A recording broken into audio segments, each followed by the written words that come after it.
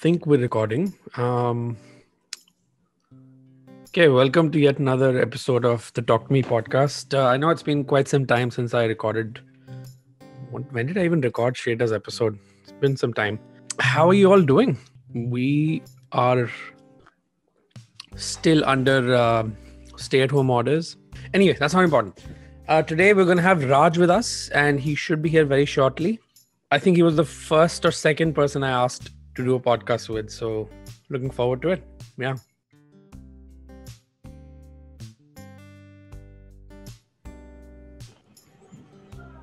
Hello. Oh, look at that background, man. One sec. Huh. What's up, Sahil? What's happening? Look at that background. Just a picture that I've had for like over 10 years.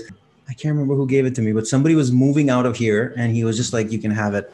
And this has been with me for such a long time. It's John Bader. I've never heard of this artist, but he must be, I don't know, a famous guy. What is that an aircraft? It's like a streetcar. It's like the old diner streetcar. Ah, because it reads Dreamliner. I'm like, that's a Boeing. That's weird. Steamliner. Steamliner. Okay. Yeah. Cool. No, right? even I like your frame. Like you got Thanks. that plant and everything going. Yeah. I got my guitar a little bit. People can see. Nice. What an artistic guy that I am, really, you know? You know what? Why don't we start with you playing something for us? Hey, get out of here. Not happening. This was supposed to be slow steps into Slow transition. slow steps. All right, cheers, buddy. Got my coffee as well, my drip coffee.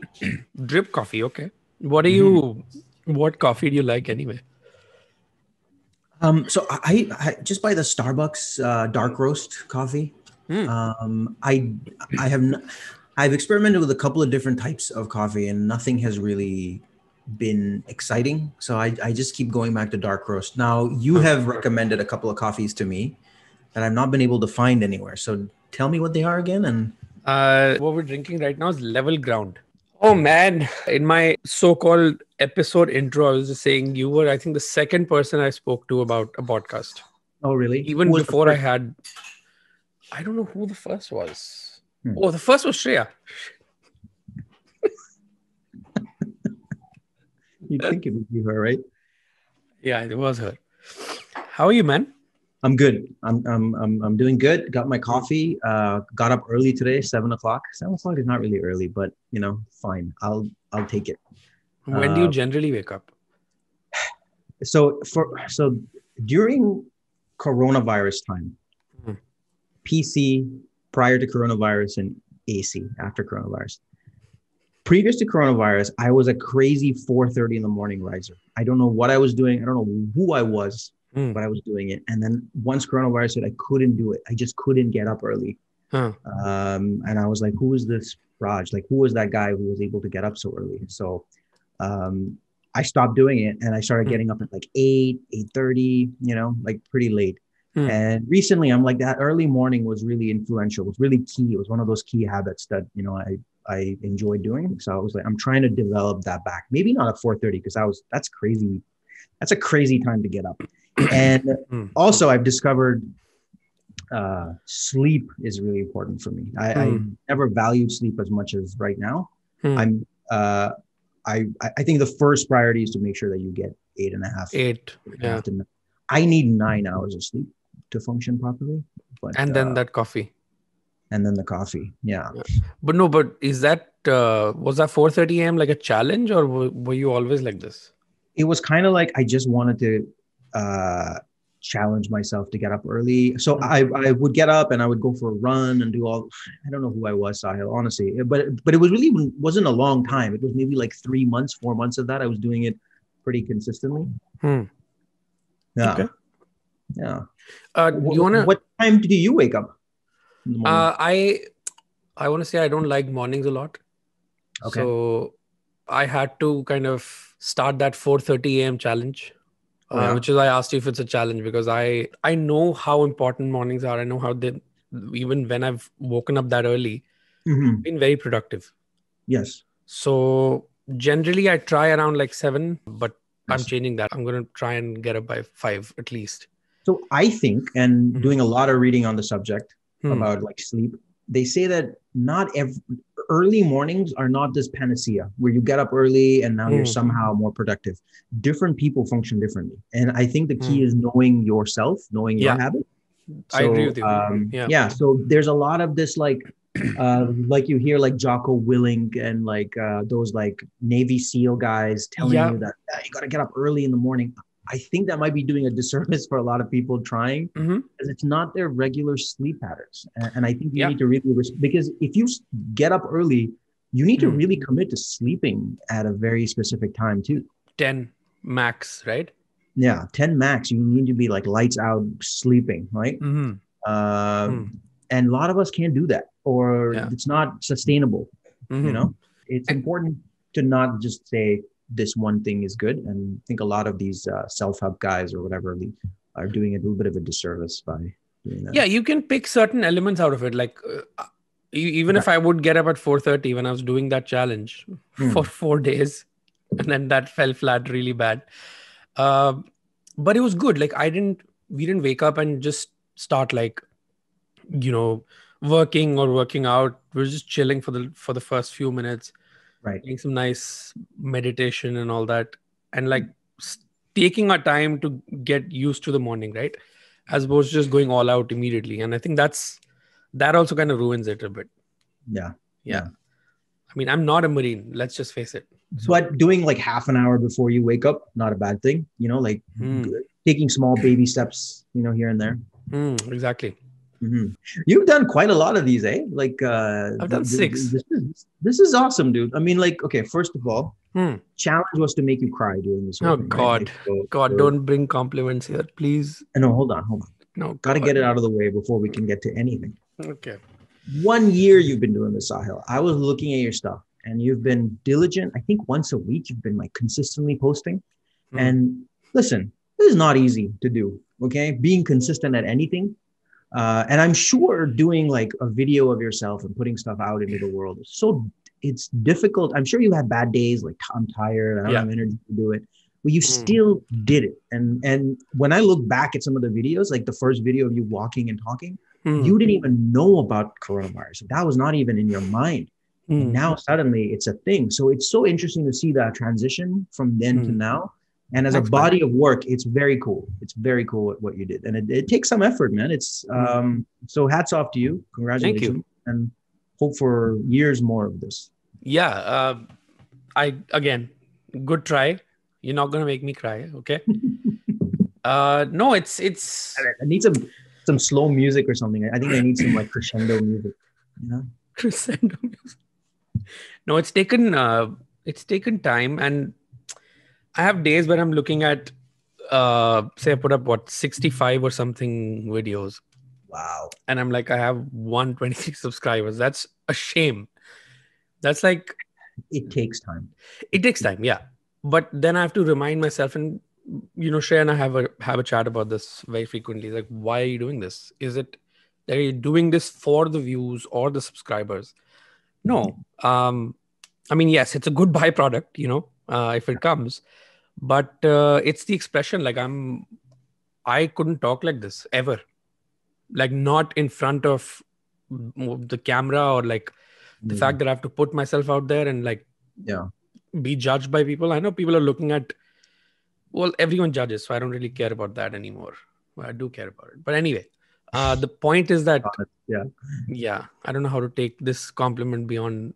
No, it's so I'll tell you one thing that you're doing that would benefit anyone, including me, is you're recording these things that you're putting out, and you also edit it, which means you have to watch yourself.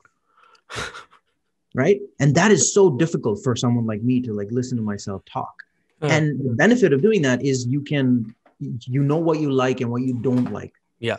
And that improves your normal communication when you're talking to me on the street, or you're talking to Shreya or whoever you're talking to. It improves everything. So just that activity of just recording a thought and putting it out is so productive. And I think it's something that even if I'm not comfortable putting it on the internet, I should be doing it, just recording it and putting it on my hard drive somewhere as a journal entry. You know what I mean? Yeah. Well, clearly you are. Like, writing a journal is so important. I think even visualizing yourself talking is also a very important thing. It is. And sometimes you're looking at yourself in the edit and you're like, what the fuck was I saying? Like, Yeah. So I Yeah. think that's also a part of, like, not to make it too dramatic, but it's also a part of evolving in a way Right. that it's okay to sound like an idiot sometimes. You should also start something, man. Like this podcast thing, I feel like you have a lot to talk about, you know? Yeah, I do. And we've talked about it before. There's an Mm, inner gene in me where I have to, mm. convey stuff. Oh, dude, how was 2020? Oh boy, that's a good question. 2020 was a weird one, like super Mm. weird. So let me tell you Mm. some of the things that I've done. Mm. Okay, in 2020. this vein. Okay, in this vein of, because when coronavirus started, you didn't talk to anyone except for Reva and my wife. You know what I Mm. mean? And then it was a very small group of people, and I forgot how to talk. Like I would do interviews, Oh, really? and I would have conversations with people, and I'm like, I don't know how to talk to people. So I Mm. was like, okay, how can I fix this? Mm. So a couple of months ago, I was like, I need to, and my health was deteriorating. I really wasn't focusing on that. Mm. So like a couple of months ago, or this is December, I was like, I need to just get someone to help me with this. Like, I wonder if there's someone who can just Mm. help with all areas. You know what I mean? From Mm. fitness to maybe your goal setting. Mm. And I had heard of you working with someone like and to kind of check in every morning, and he kept you sort of focused. So I was like, okay, let me see if these people exist. So I go Mm. on Facebook, I type in fitness trainer for some Mm. reason, Mm. and I have a list of people, and I sent random messages to people saying, hey, this shot in the dark, Mm. I have no idea, but you seem like someone who's in the industry. Mm. Would you be willing to work with someone like me? And Mm. that I found someone doing that process, which is so random. Mm. And I've been working with him, and it's Oh, kind of like, really? he's a fitness trainer, but he's not really. He's also like a performance coach, you know, Like and an he accountability challenges. coach? You know what? You can call him anything you want, but Mm. he's there on a daily basis for me. Oh, really? Oh, And I wow. talk to him like he challenges my assumptions. He talks to me about podcasting, and oh, by the way, he's Mm. huge on TikTok. Oh, This really? guy has like 100,000 followers on TikTok. He gets What is he called? endorsement deals and stuff like that. Him and his wife, Cam Bassier, KAM Bassier. I'm not sure if you pronounce the last name like that, but it's pretty sure it's I'll check close. him out. Huge on TikTok, Embassy. very nice guy. Mm. And yeah, and I spoke to a couple of people doing that little search, and it was a typical drill sergeant, like I'm not Oh. gonna take any bullshit kind of conversations that I had. And Mm. I immediately got, I was like, this is not gonna work. Thank you for your time. But Cam came across like, he's like, he's human, and he's like, I'm gonna work with you. Let's just talk. Let's just talk. And that's exactly what he is. He's very Mm. kind, so he doesn't really push me beyond my limits, but Mm. he challenges me to go beyond my limits, but he doesn't make me feel bad that I didn't. Mm. So it's been really good. And to the point that we were talking Mm. about like just conveying your thoughts, Mm. having someone like that to talk to you on a daily basis has been very, very useful. Like, I would not do this podcast if not for having that talk with Cam, like where he says, Mm. why, what are you afraid of putting out there into the world? Like, so yeah, that was, So you're doing that every day now? yeah, 5 days a week. Oh, wow. We have a conversation. Mm. It's supposed to be for 15 minutes, but he's generous enough to go for an hour most days. So that's nice. So it's almost like therapy. It kind of is. Mm. It kind of is in a way, but Right? it's Mm.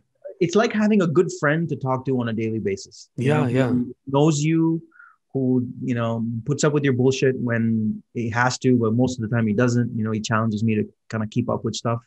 That's It's fantastic. been really good. Yeah, it's been Mm. that has been really, really important. So that was a highlight of 2020 then, right? Um, Because that's when you kind of started this? Yeah, the highlight that was at end of 2020, like December 2020, when it was like kind of like, okay, it's not, stuff needs to sort of get sorted out for me. Mm. That's when I started working with him. But the highlight, I would say, I don't know, man. Like, it's gonna sound cliche, but time with my family. Like, the more I think about it, No, yeah. if I was commuting to work and I was like working, I don't know if I would have had this time with Reva and Yeah. Mary to hang out and like just to see, her develop over the last year. It's been so fun. Like, it sounds corny, but it's honestly one of the coolest things, that. Is it corny though? Because that's isn't that all that really matters? Like, what are you making the money for, right? Yeah, true. So true. No. Yeah. So I don't know. I think that's what I've heard everyone say, that more time with people we love. I think that's, and it's funny that wasn't happening before COVID. So right. It was happening, but you never prioritized it, or like I'm sure there are times where I take for granted as well that time where I'm just like, I wish I had a 1 hour to myself, you know. Yeah. But that's a small part of how I feel in a whole, where it's like I'm grateful, you know, to be able to wake up and go to bed with these people. Yeah, it's really cool. That's awesome. Okay, what's your story, man? Take me back to, where it all started, your childhood, kind of what shaped you. We have like what, 1 hour, less than 1 hour to do this. My story can be like super long. Like I can go for hours. No, I'm joking. If your story is long, that's perfect. That's all right. Exceptional. More than anything, like I want to know about you, man. Like I know. Because we hang out, we talk. We don't have these deep conversations, right? Because it's weird to ask somebody who tell me your story. Like you don't. Exactly.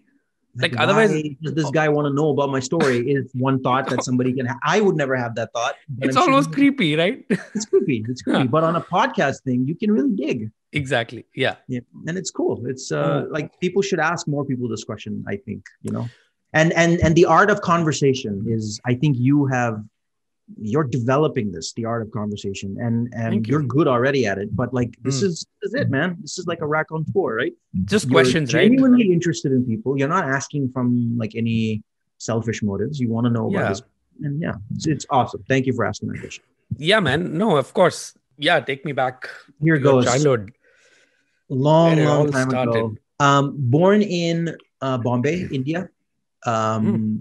Went to Bahrain when I was 5. My dad got sent to Bahrain, or he saw an opportunity in Bahrain, which is an island in the Middle East. When I was 5, he took it. The family came with him. I stayed in Bahrain till I was 15. So quite a while. Went to school there. Got a lot of good friends from there. It was a fantastic time.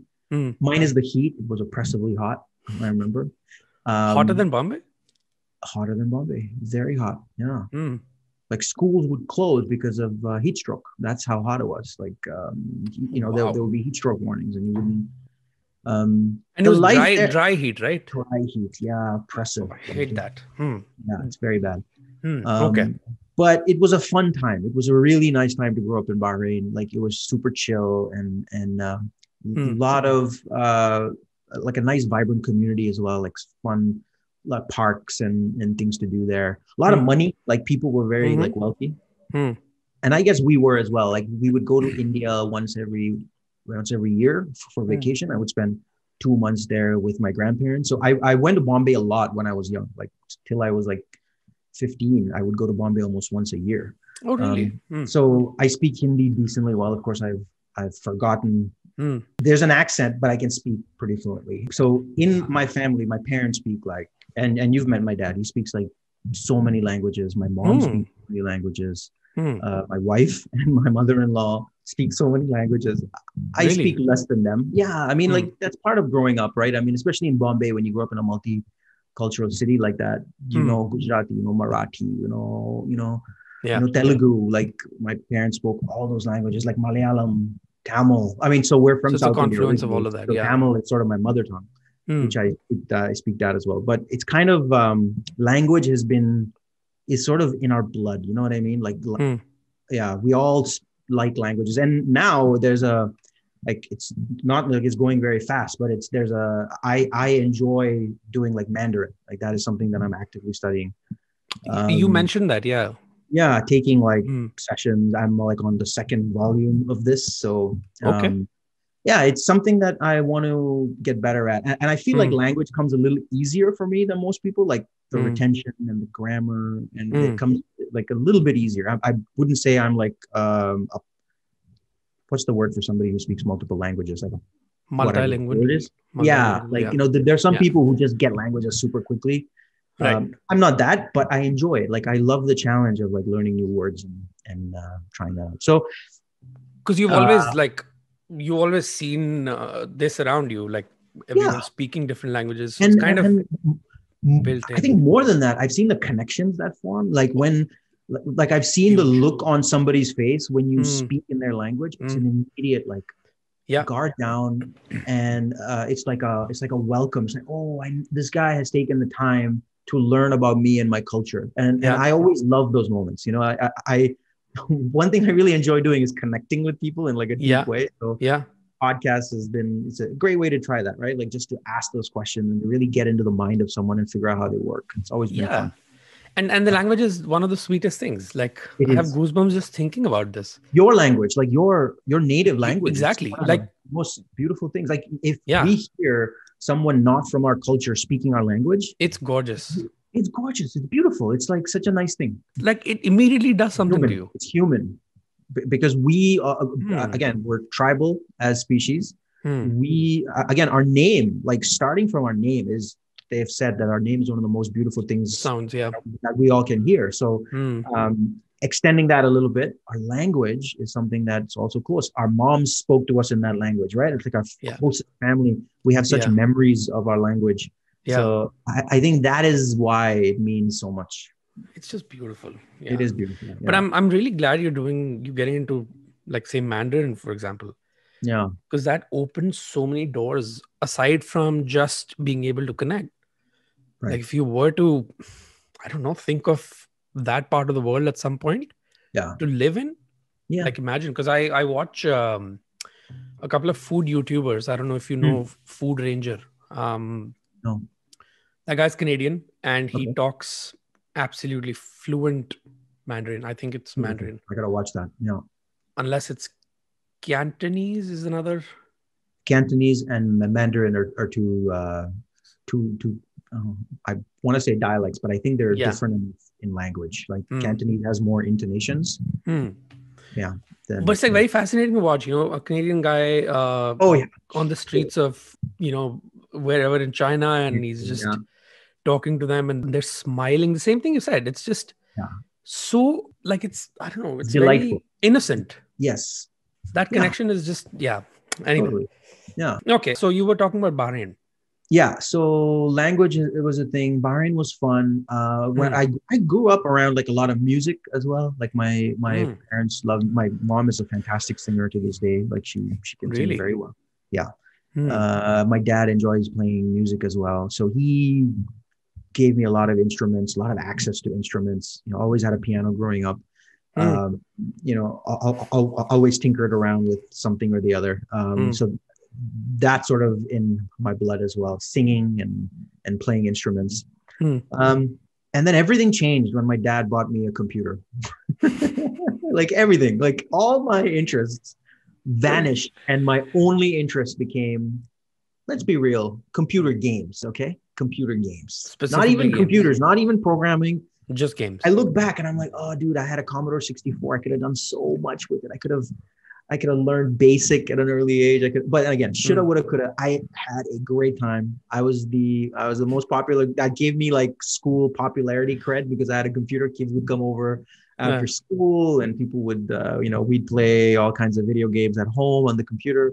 Huh. It was a super fun time. But that's Hmm. all that became of my interest, computers, and then Okay. this was in like what 1994, so the internet was just sort of starting, and I was like super fascinated with the internet. Like Hmm. just thinking back today, you're probably not old enough to have this appreciation, but I was old enough Hmm. to understand the power of the internet. Like sending an email or watching a video was like, you first of all, when the internet first came out, there was no videos. Like a No. JPEG would sort of load very slowly, like, and videos were like, I don't even know if I can do that, but it was so powerful, the idea of being able to connect to anyone, and we take it so for granted today.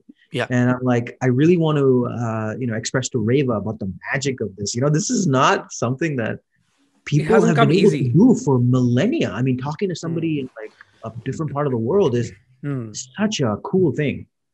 So um you've witnessed that, I have seen that, which is, I think, and big. I again, haven't. Yeah. done nothing with it. Okay, done nothing. Like No, but like I've enjoyed it, but I've not. There are people who became, it's .com successes and they launched companies. I could have done all of that stuff, but I didn't for but whatever reason. no, Um, but and there's I always a right time for things, right? There was always a right time for things. Yeah. True, true. Hmm. So So the then, yeah. internet was coming. And then Hmm. to talk a little bit about me and my family, not sure if they'd appreciate me talking about this, but we got Hmm. into multi-level marketing in a big Hmm. way around that time. Hmm. And all the family resources was focused on that, right? Oh, And really? I'm not negative against multi-level. I think yeah, you hear bad stories about it, but there are successes that come out of it. There are families that are, happy, and they've done well, and it's nothing Hmm. illegal per se in multi-level. I mean, I Yeah. don't want to name companies, but like, but so there are different types, and some are better than others, but the one that we were involved in was completely wholesome, very good. They taught you good values, and it was a really good time, good people. I Hmm.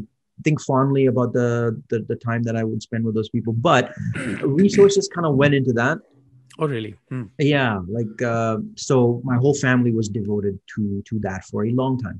So that became um the full-time thing? full-time thing Oh, for me wow. for a little bit of time. Hmm. So I'm sure I talked to you about this. No, you had no idea. Interesting. No, this was such a defining part. But I had no again, idea. to Hmm. talk positively about it, Hmm. they recommended reading good books and listening to good tapes, and this is something that I do now. And Hmm. I would say anyone should do this. Read good stuff. Yeah. Yeah. Don't watch junk. Yeah. Consume wholesome things, because you are who you surround yourself with, and kind of thoughts. So But you devoted, like, everyone devoted devoted all the time into it. all the time. And you think, like, good came out of it. So, Some good came out of it yeah. for the short term, both Hmm. monetarily and both personally, developmental wise. And I will look fondly at the time. Hmm.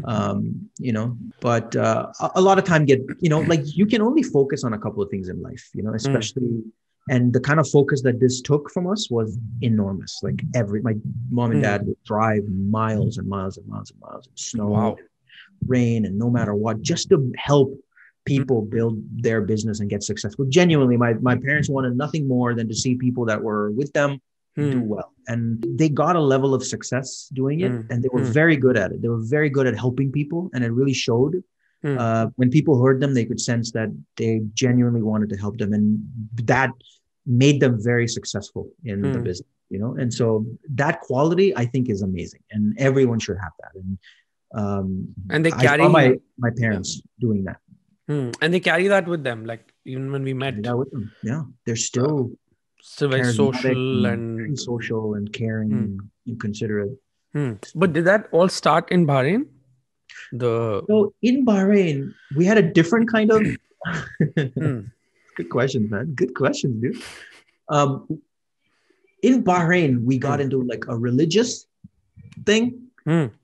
kind of the MLM still, vibe, Okay. but it was more into religion, right? We Hmm. got way into, going to temple and Hmm. being around folks. Again, it was us looking for community Yeah. and looking for ways to help people. I think that's the bottom line here. That thread that binds all of these activities Yeah.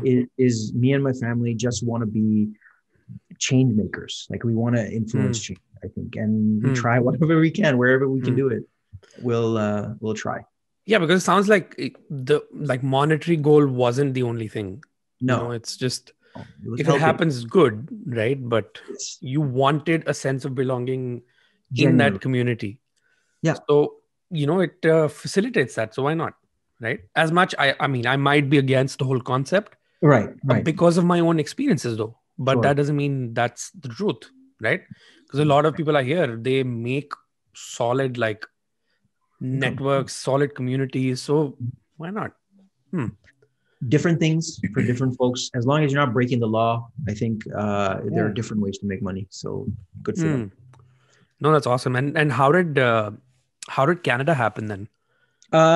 So in Bahrain, I could be wrong about this, very wrong about this, but what I'm familiar with is Bahrain after a certain age, uh, your kids have an option, right? They can be sent to India and they can continue their education there, or they can be sent to a different part of the world. Hmm. My parents, chose to move. We had a choice: do we go to India or do we go somewhere else? Okay. And India was always an option, Hmm. because a lot of families there. But the option was always U.S., U.S. and Canada, Hmm. And my family picked that. Okay. There was a bit of a process, and there was a lot of, as you know, Hmm. process to go through to come here, but they did Hmm. it. And Hmm. I think that was a really solid choice. Made the right choice for sure. I genuinely think so. Yeah.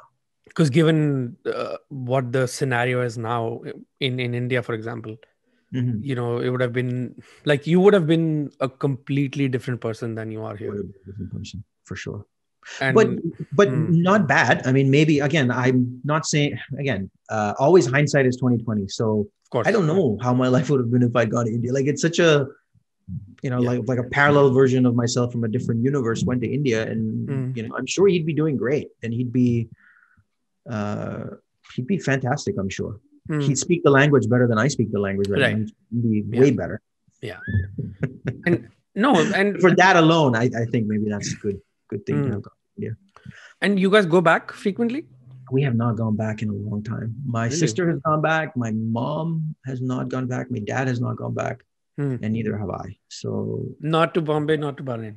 no, I want to though. Like I am. That was not an urge Hmm. for a long time, but in the last year or so, I'm like, oh, I'm just finding myself looking at YouTube channels where people Hmm. just walk around Bombay, walk around India, and they just take their camera with them, and it is like fascinating to me. I'm like, oh, Yeah. I can't even recognize. I try to look at my old neighborhood and like see, but I can't find the video. But I'm like imagining how much it's changed, What and was the the idea neighborhood? of just going, standing there, and looking at what it is now, I think would be such a trip. Yeah. 25 years, man. Like And it's changed a lot. What was your neighborhood? Jai Savitri was my neighborhood in Bombay, Ghatkopar East specifically. Okay. Hmm. Yeah, and there were two buildings, the typical two buildings, and kids would come in the middle compound and they would play till late hours, and Yeah. such fond memories of that. That place is special. I don't know what it is about Bombay. Like I was born in Delhi. Mm-hmm. I lived in Delhi for almost 25 years, something like Mm-hmm. that. And it never, like, I never had the same connect with Really? Delhi. Never. Like, I, Wow. till date, people meet me and they're like, it seems like you're from Bombay. I'm like, no, I'm not. But You do have a Bombay vibe about you, dude. there There you is a go. Bombay vibe about you. I never connected to the place. I don't know why. Not to say Huh. that there weren't good memories. Growing up, obviously, the good memories. And of course, I met Shreya there, but even she's not a She doesn't Delhi know. I've spoken to her about that, a and she Delhi doesn't. person. It's just something about Bombay. Like we would have been to Bombay what 5 or 6 times, 8 times Mm-hmm. maximum, and we used to go to this place called Shirdi, as you know. Mm-hmm. And Bombay would always be a transit situation. Oh, I always felt guilty. So this time we spent what 3 4 days there, oh, nice. and like I didn't want to go back. No way. It's that connect. I don't know what it is. I can't explain The it. people? Was it the energy of people walking around? Was it? People is one of the biggest ones. I feel like they're more laid back, they're more chill. Like at least as a tourist, I felt like it's just like as they say, bindas, right? Yeah, yeah. So it's just, and in Delhi, there's always, I think there's a certain level of pretense that you have to keep up in just Oh, the way you look, in just the way you dress up. In Bombay, man, like I would see people wearing a t-shirt and like shorts and just chappal and going around and yeah. to 5-star hotels. I'm like, what? That's amazing. That's how it should be.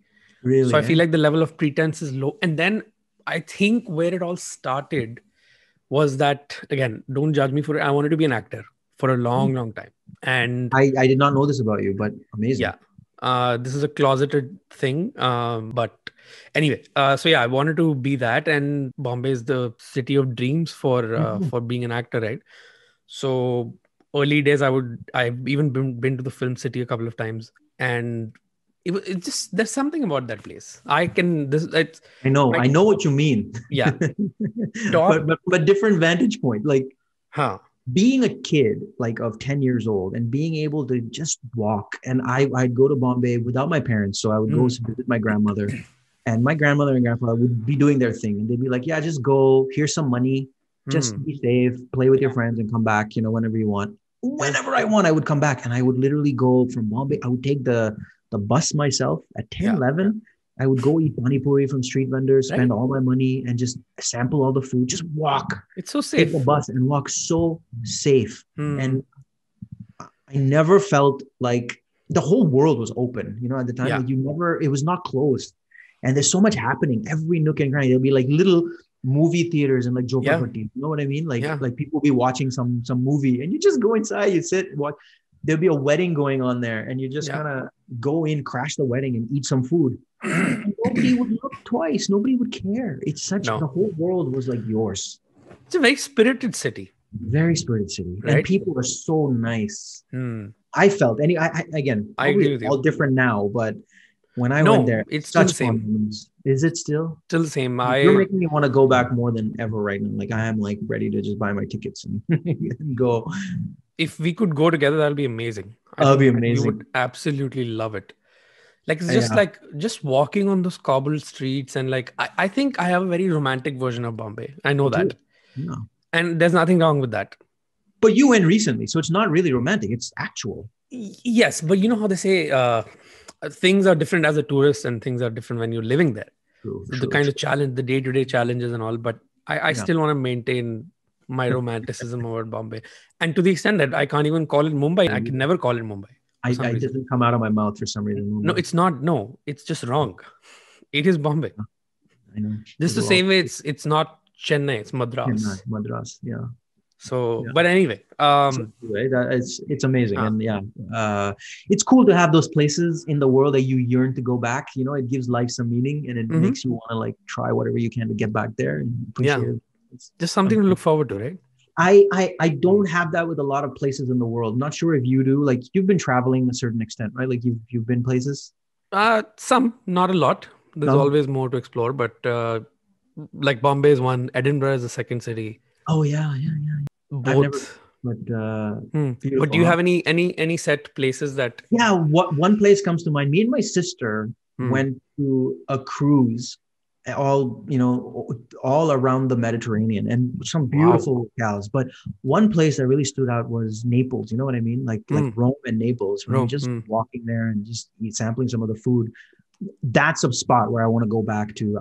I want to take Mary. I want to take Reva back. I think they would love Rome. I think the whole maybe not now when coronavirus is happening, but I'm sure once everything has died down, it's a wonderful city to go to. And I have that's kind of one pin that I put. I'm not much of a traveler. That doesn't float my boat. I've never been motivated by travel, but recently I'm like, not so much for me, but to take my family there and show them and experience this with them, I think would be a wonderful thing. And how long did you spend in Naples?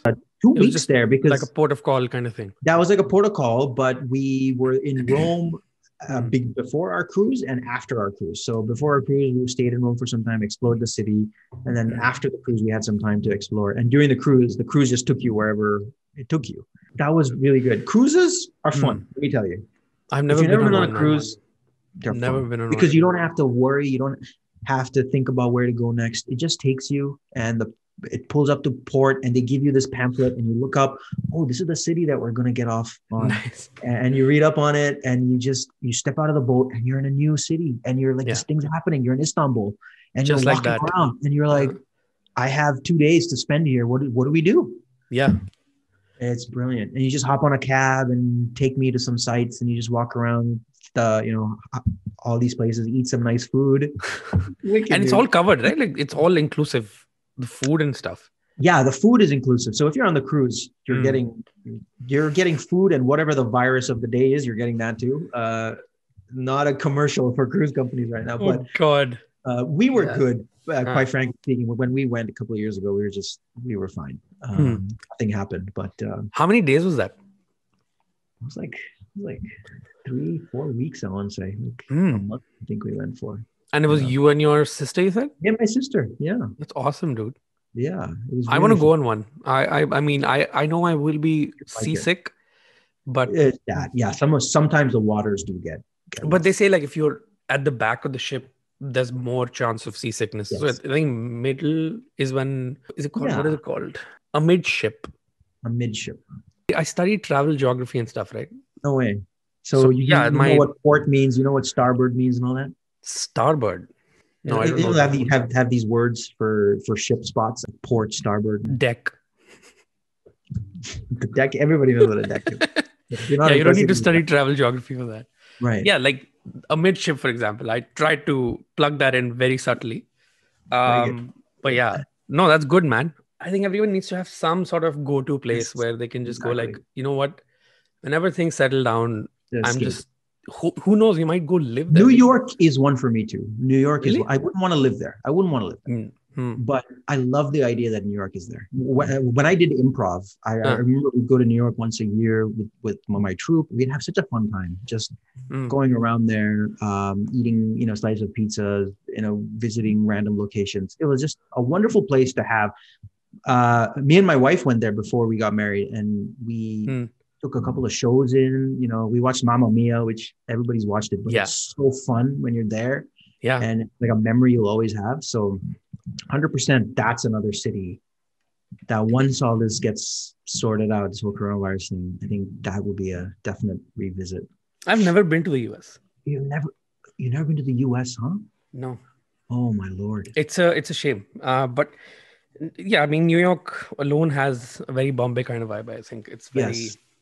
like it doesn't sleep at all, and No. you And can the whole just city is open to you. You can go anywhere you want. uh, You would like, I don't know why, but I picture you renting an RV, and you're just doing like an RV trip around the US. Wouldn't that be wicked? That's you. okay, this is weird. Yeah, I don't know how you got this, but Shay and I have a dream where we want to get maybe an RV or maybe our own car Okay. and literally drive for 100 days, kind of touch all continents. So What it's do you mean that, all continents? yeah, All because literally all continents. literally, because there are two guys from India that actually did this. I think they did Wow. it in about 100 days.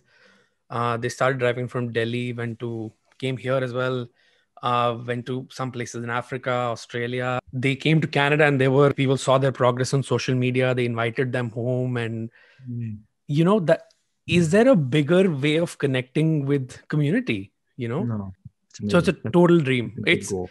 It's a bit far fetched. It's not going to be easy because you need to plan a lot, Yeah. financially and emotionally, because it's 100 days is like it seems easy on the surface, but it's a lot Right. of work to be driving constantly, right? So, but I don't know how you got that RV thing, but it's definitely up That's there. you, dude. Yeah. Going to be Literally the way you would like to see it, like, boots on the ground kind of thing, like not from a plane. Like cruise, yes, you should yeah. go on it. But I honestly, I don't think that's your scene, to be honest. Like that's my scene. I just want to chill way back once in a while. For the But you experience, seem, though. yeah, more of a boots on the ground. Like you want to Yeah. be on the boat, going to these places. You want to Yeah. actually be paddling. I don't know so much about paddling Right. because then that'll mean that I'll need to know swimming, which Right. is anyway. Yeah. Okay, man. How did you meet Mary? I mean, Mary, wow. When did you, I guess, know she was the one? Again, cheesy as health, but I'm going to say anyway. As it's supposed to be. Our story is very interesting. Like I was on the dating scene for quite a while. Okay. Tried everything. God, so disappointed with the whole dating scene. I was frustrated. I was like, I don't like it. I don't like, Really? telling my own stories again and again and again, meeting these people that no connection with. So I just went silly. I just sort of lost my mind when it came dating. So in my profile, I was just like random stuff, like God, just whatever stream of consciousness.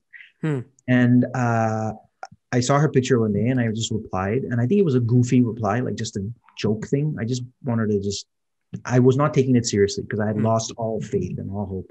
And then she replied back and her profile picture looked amazing. And I said, okay, let's meet. And our first meetup was Starbucks, right? This was a Sunday. She had gone to church and I said, okay, I'll meet you after church. So the first time I met her was a Starbucks at King and Spadina, one intersection before Spadina, King and I want to say John, just after John, right? There's a Starbucks near the TIFF building. Oh yeah, I know. Okay. Yeah, that was where we met. I remember sitting at the seat. She comes in and immediately I was just like, the smile on her. Like you've seen Mary smile. It's so like from the heart. It comes out, right? She can't, like, there's no like, usually when you meet people, they always have a barrier. Okay, you've not done the dating scene, right? No. Because you and Shreya, childhood sweethearts. Like 15 years. Dating scene will eat you alive because there's so much prejudice and Yeah. like fakeness that comes in. You never know the person you marry instantly. It was who she was. There was nothing she was trying to hide or be different. And immediately mine went down too, because I had a little bit of a barrier too, obviously, Yeah. because you want to kind of meet the other person halfway.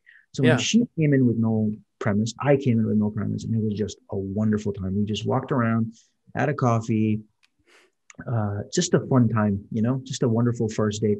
And then this is unusual too. We went home and started chatting, and we are like, "Do you want to meet up again tomorrow?" Like, Are you serious? yeah, Immediately. immediately. Huh. And all the rule books, the guidebooks on how to date properly says you gotta You wait a bit. shouldn't You respond got to right be away. cool, and you got to Yeah. be, again, all pretense, all bullshit. Like, you should be able to be free. And That's so not natural though, right? I just did a shot in the dark. I was like, "You want to see a movie tomorrow?" Yeah. And she said, "Yeah, I'd love to." I'm like, "Okay, cool. This is awesome." So we saw PK, which is Oh, really? yeah, PK was an amazing movie. Oh And man. yeah, we had dinner, and that's our sort of. But like you knew on the first day itself I that think she was so. going to I be the one. really think so. I really, really, really, really think so. Did she think the same way? I don't think so. It took her some time to get convinced, but Huh. for me, I was like, "Yeah, this is cool. This is so fun. This is so That easy. is, It's supposed to be this way, right? It's supposed to be this way." yeah, and if you feel a connection, if it's in the first hour and you want to respond like or text right away after the meeting is done, you Should be. should. Like, I don't know why the rule book says that. And the rule book also says, I've heard this. I haven't been on the scene at all, but the rule book also says that if you get a text, don't respond right away. Because that's desperation. So Throw it out the window. Throw this rule book out the window, because it's not doing anybody any favors. Like, you're being deceptive in a way by not acting to your. I mean, because when you're dating someone, you want that vulnerability. You want to see what that other person's about, right? yeah, You exactly. want the whole full access to the person's feelings and emotions, Yeah. and if you do all these techniques, you're filtering it with like some rule book. It's never real then. Never real. So how did you pop the question? So we had been dating as fairly quick. Like, I would say within 6 months, I had already done all the planning, and I asked her to marry me. Wow, didn't Pretty waste any quickly. time. I didn't waste any time. So she had a trip to Santa Barbara Okay. for work. And I said, "Hey, let me come along." Meanwhile, I'm planning the ring. I'm planning all that stuff in the background, and like, Oh, really? sure everything's been set up properly. Yeah, I go scout the location when she's at work. This was the Four Seasons restaurant next to a beautiful beach called Butterfly Beach, which is. So I had scouted all this. I went to the restaurant. I said, "I'm going to do this tomorrow." He's like, "Oh, no problem. We'll make it all set for you. We'll be waiting for you. We'll have a nice table." I was like, "Oh, this is easier than I thought it would be." Everything sort of just fell into place, Oh man, and romantic. When man, you want to do whatever it takes. You want to do whatever it takes. Yeah. And I knew that's what it's going to take. Like, it's going to need to be special, right? Because she's a special person. So one thing I didn't do is get on my knees to propose. I didn't do it. And if I could redo that, I would get on my knees and do it. But I just, it just didn't happen. How does it It was sunset. It was like beautiful sunset. The beach is right there. And I'm like, we're looking at the sun, and I'm like, "Hey, will you marry me?" But I didn't get on my knees. But does that take away from the experience? The fact that you didn't get down on your knees? It doesn't. Like, it's the whole premise sounds beautiful to me. Yes. The beach and like all romantic stuff. Oops, sorry. All romantic stuff. And that's a beautiful story, dude. Yeah. Just the fact that you... Then right after we went to the restaurant, we had a beautiful chair set up for us. And, they had sweets and all that cake and stuff for us already. It was beautiful. It was brilliant. That's really brilliant. Yeah. And then you got married here in Canada. We got married here. Yeah. We got married in Canada. It was a small wedding. Just very, very close friends were invited at the time. Just because we did it in our condo building, to be honest, like our party room of our condo. And we went to the Brazen Head pub, where we actually had the reception and the dinner. Okay. Yeah, it was a very low key.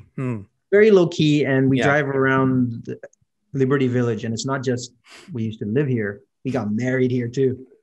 It was very local, very local. It was cool. Hyper local wedding. Hyper local. And That's awesome. Yeah. And I like the fact that it was low key, because that's one of the biggest things that Shreya and I wanted to do, is have a low key wedding. Mhm. But you know how it works in India. You got, our guest Can't list do it. was 800 people, Yeah. and both of us, we had to put our foot down. And even after putting our foot down, we ended up inviting 550. Oh my God. So it just becomes more of a corporate event, man. It's not a wedding anymore, That's true. right? Yeah. Our engagement ceremony though was about 100 people, and that's Mm. perfect. I can live with that. Yes. It's your close family, your Did you extended know family. all of these people that came to see you? Did you know them? Like the 600-person wedding. The 100 we did, each You one knew of them. everybody. It was very personal, Mm. right? We knew everyone. There was like full attention. But the Yeah. 550, no, you don't know all of them. For some reason, that chain never stops. So if you invite, say, if my dad were to invite someone in the office, Right. and if you don't invite the other room, Right. that's a problem. So Right. we just wanted Yeah. to avoid that. But anyway, moving back to your story, this is just beautiful. I Mm. love the fact that you guys almost decided instantly, and it happened very quickly. Yeah, it was very quick. And before that point, Huh. Mary did something very unique too. She invited me to go to Mexico with her and her friends. Oh wow. So she had something planned. In fact, the first date she tells me, "Oh, I'm planning to go to Mexico," and that's why she had to cut the date short to Hmm. go meet her friends to plan out this Mexico trip. And Really? she ends up inviting me after like the third, fourth date. She's like, "You want to come with us?" I'm like, "Okay, like this is cool that you're inviting me." Perfect. And I went, and it was completely unorthodox and unusual, but we had a great time. Her friends are also wonderful people, and Hmm. I love them dearly. Hmm. They're my friends now, of course, but Yeah. I should stop saying her friends, my friends, because they're our friends Our now. friends, yeah. But yeah, got to meet them, and they Mexico. got to meet me. I suppose they got Hmm. to see, okay, who's this boyfriend, and is he okay? Is he legit? I had a Yeah. funny story Hmm. when we went to Mexico. Something with my leg happened, like I got some kind of infection or something, When and you it was reach there? hurting. So no, like the couple of days before I went, even there Hmm. was some kind of weird infection, and my leg started hurting, Oh. and I was like, should I cancel this? Like the night before Hmm. the flight, I was in excruciating pain. Oh And I man. was close to canceling, but I said, no, I got to go. So I went. And then Huh. the first day when we landed, the pain was so bad that I had to Oh skip wow. dinner. I went to my hotel room. Hmm. I called the doctor Hmm. from the resort that we went to. He Hmm. came and he gave me antibiotics and medicine for the thing. And I was still in pain. The whole trip, I was in pain. Um, Jesus. yeah. And my leg was, disgusting. Like it was some kind of weird thing happening there. I Did still you don't know know what what it was. happened? No. No idea. No idea. What the hell? No idea. Maybe the stress of it all just manifested, in my leg. Because I was like, it's stressful, right? When you're seeing somebody It is, of new and you want to course. make a good impression. Hmm. And Good. maybe in a weird way, that was endearing, right? That Hmm. was like, oh, poor Raj, you gotta, poor guy, look at him. He's hobbling all over the place. But he's You, doing it for me, like, yeah. Your distress worked, yeah. right? That Beautiful could be story. in the playbook, right? I mean, find a way to be distressed at some point, like fall Yeah. sick or flip the tables a little bit. Yeah. And from my perspective, I Huh. got to see how caring she was. She was like Yeah. super caring for me, and she skipped a whole bunch of her friends' trips just to make Hmm. sure I was okay. So I was like, hey, check mark. I was very thoughtful and very considerate. What a Um, beautiful story. yeah, This no, is a really, good, really cool. it's a good segue to my next question. What do you like the most about your marriage? Oh, that's lovely. What a question. The one thing I like about the marriage is I'm free to do anything I want. Like I never feel like she tries to control that aspect of me. Hmm. And that's A. And B, her encouragement to do whatever is incredible. You Hmm. know, Like work so wise, just or just generally, everything? just generally everything. Like it's like an Hmm. open book, and she knows me well enough to be like, hey, whatever you want to do, Hmm. you're a creative person. You have to be able to do it. Hmm. And the one thing where it really mattered was in 2020, because 2020 was Hmm. difficult in that I lost my job due to Hmm. coronavirus. Hmm. And it would have been a hard time for anyone. I'm sure a lot Of of course. people went through this, but Yeah. uh, she never once gave me any stress about it. Like never once gave me any stress. And she was taking care of Reva, taking care of the household, like doing all kinds of stuff. Hmm. And I wouldn't, for me, I'm just built in that way that I need my time. Like I need to focus. Like I found it very difficult to do what I had to do, which is to find work and work on my projects and get stuff off the ground and take care of Reva at the same time. Like I can only do one thing, but she's such a good multitasker that she can do a lot of things at the same time. So, and she helped me a lot during that time, and she was very patient about it.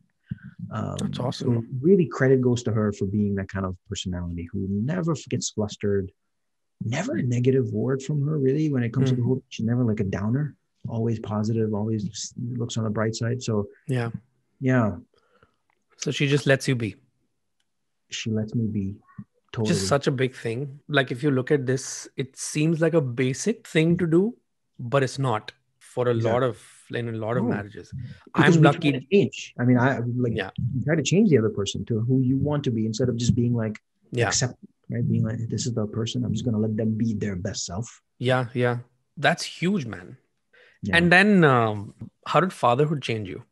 Oh man, completely. I've heard a lot about this. I hear friends saying that it completely changes you priorities wise and in every way. So yeah, how does true. So you worry about every small thing before and you realize that worrying, don't have to worry because things are just gonna sort of happen. You know, you cannot control things. And we used to worry about small things. Like we used to worry about like Reva not being able to eat stuff. Like she would like have a little gag reflex when she ate something, be like panicking, like, oh my God, what if she can't eat or something, you know? Everything was a big deal. And what we found is she just develops, you know, and she develops better if you just leave her alone and don't put pressure. Because you know, when you focus on one thing and you just put all your mental effort on it, you're not actually letting it become better. You're just putting all this negative energy on it. And it just gets worse. The wrong manifestation. It really is. And it's like better from a child, and child rearing has taught me a lot about how I should approach my own life. You know, first of all, I mean, the whole story I told you about me getting along with Mary, like this was not me researching or reading it in a book or studying it or planning it out. Just sort of happens. And I think to a certain extent, you have to let these things happen. And same thing goes with child rearing. You just have to let it happen. Like there's a whole conversation on nature or nurture, you know, whether, you know, you can orchestrate your child into being a certain way. I've really come to learn that there's no orchestrating. Like they have their own growth trajectory. All you got to do is just be the sun and shine as much love on them as you possibly can. Because the sun doesn't govern by the roots and shape it to, it just shines, man. It just does its thing from afar, like super far. And I'm not saying you could be far, but like you don't have to do much. You don't have to worry about it, is what I'm trying to say. Such a good perspective, because it's not what I hear usually. It's like always worry.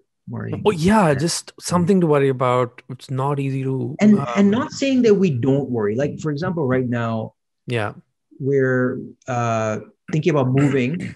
One of the reasons we're thinking about doing that is because of Reba, right? I mean, we want to make sure that the soil is as fertile as possible for her to get cultivated. 100%. So yes, some things you have to worry about, like her health or her well-being or her education. But most things, I think, is taking a little bit of a back seat. That's changed me, because before I used to be a little bit of a worrier. I used to worry about every small thing. But now kind of seeing her develop, I'm like, that's the biggest thing. The biggest thing I could have done in life is this girl. Is kind of raising her to be this. And it's like, I didn't have to do much. Like, you know, change a diaper here and there, like deal with a tantrum here and there. But other than that, she's doing it all herself. That's beautiful. And, but you're saying you used to be a warrior and you're not that anymore, or has fatherhood changed that to some extent? So yes. What did you worry about the most? Everything. I remember living at home worrying that what happens, you know, if something happens to my parents, for example. That worry used to really paralyze me. And what happens if I'm not able to do XYZ? What happens if I'm not able to marry in time? Like what happens if I'm not able to have a child in time? Like what happens if all these case scenarios? I'm just a negative, like sometimes I can get into that mode of being a very pessimistic person. Hmm. worrying about every small thing. Hmm. And I think improv changed that a little bit. Like the fact that I did Hmm. improv, Hmm. so I did improv for quite a while, and Yeah. that mindset, improv forces you to be sort of in the moment and kind of take one thing as it comes. Like whatever the other Hmm. person's saying, just listen to it and respond to it. Don't worry about anything else. Hmm. If you take that strategy of life, I think that has helped me. Yeah. Listen to what the moment needs from you. Yeah. Don't worry about anything else. Just the moment. What does it need? You know, what do you have to Hmm. do right now? Do that. Do that. Hmm. Everything else can wait. Yeah. And that mindset. Sometimes when I get into the spiral of worry, I have to stop and think about that. Right. Like, what does the moment need? All you got to do is worry about that or do that. And then the rest will just fall into place. So that has helped a little bit. Hmm. How did improv come about though? Is that Interesting. Yeah. something you seeked or? No, it came to me. So a friend of mine who lived in the same building as me, Hmm. we bumped into him, just getting out of the building one day. And I just asked him how his life was going. He's like, yeah, I tried this crazy Hmm. thing, improv. Like, I'm Hmm. like, what's improv? I've never heard of it. Like, is it like comedy? He's like, you make jokes on stage? He's like, no. You just take a class and that's what you do. I'm like, okay, cool. And then I just put it out of my mind. I saw him a couple of months later Hmm. and I was like, hey, how are you doing? He's like, improv, man. It's amazing. You got to try it. And I was like, really? And I was just Yeah. a receptive mode that day. You know what I Right. mean? And then I was sort of, at that time, I was very antisocial. I was sort of Hmm. scared of everything. Had a bad stutter at the time. Like, so speaking out would not come naturally to me. Hmm. And I was like, what is this? Like, can someone like me do it? He's like, absolutely. Just take a class and here's a number. And he gave me a number of this institution that's no longer existing today. This happened Oh, really? only, I feel like this institution existed For for you. me. Hmm. Because I'll tell you, they did something that you cannot get right now. Like, there's no institution right now that does what they did, which was Wow. I took a class from them. Hmm. It's called Impatient Theater, by the way. Okay. Patrick Robbins, KPR, he ran it Hmm. for a while, and hats off to him for doing that because that totally changed the trajectory of Hmm. life, to be honest. Hmm. Impatient theater, you said? Impatient Theater Hmm. Company was the name Hmm. of the improv. It was all the way on the West End, Roncesvalles. Like, it was a last stop subway. You'd get off the streetcar and Hmm. a little dinky building. You'd go upstairs Hmm. and meet these people and this teacher who would take you through these improv sessions. And what it's like, they go through games, Yeah. games where the whole concept was just don't think too much. Like, Yeah. just Just. first thing that comes into your mind. Hmm. They do this exercise called panel of experts where you go up Hmm. on stage and you are an expert at a specific topic. The group would tell you what expert you are at, Oh, and you would wow. just have to answer questions, and people would throw questions at you, and you have to pretend to be an expert in the topic. It was a brilliant game, I and love it that. made you think on your feet for the first time. Hmm. Because before you'd be planning, you'd be like, "Oh, I got to make notes. I got to strategize about this. I got to do research." I'm like, no, none of that. Just talk. As Just it let comes. what happens as it comes. You're an expert on horse breeding or something like that, and they'd ask you questions, and you'd have to just make it up. Right. And I never stuttered when I did that. Oh, really? That was a magic here. I went up on stage nervous, but Hmm. when the questions started coming, my speech was fluent. Wow. And I didn't realize this was happening. I didn't realize my speech was fluent. But then later on, I would look at it. I was like, I'm not stuttering on stage. What's going on? But before that, you did. I did. Hmm. And I'm not saying it's completely gone. I still go Right. through those periods of stutter comes back, but never too Hmm. serious. And I can always check myself. Hmm. And then one thing That's fascinating. Impatient Theater did that nobody else did is when you take those classes, they would force you to go on stage. Do you know there's a pub called Clinton's Pub on this would be in Koreatown. I don't know the location, but I've heard of it for sure. Bloor and Christie, we would go, they would have a night, Tuesday nights, you would go up and with your group that you're taking a class with, you would have to put on a show. Oh, wow. 20-minute set, you'd have to put it on. Nerve-wracking. But it was so transformative. Going up on stage, a couple of times you would bomb and nobody would laugh at your jokes and you'd do something stupid or whatever. But then you keep coming back and you'd be like, okay, this is doable. Like, you don't have to worry about people judging you or thinking less of you. That was so key. And there's nobody that does this now. When you take a level 1 class, you go up on stage after you've done maybe like 5 or 6 classes, Oh, really? Okay. And you've spent a certain amount of money. So this whole model was that they put threw you straight into it. as soon as possible, Wow. which was amazing. And the fact that it helped your stutter to a massive extent, that's just fascinating. I don't know how to respond to that. It is fascinating. I mean, and think about how Mm, much I've done so much stuttering therapy, like mm, all the way from Bombay to Bahrain to Canada. I've taken mm, sessions and classes. I've had implants, not implant necessarily, but like earpieces that you gotta speak on.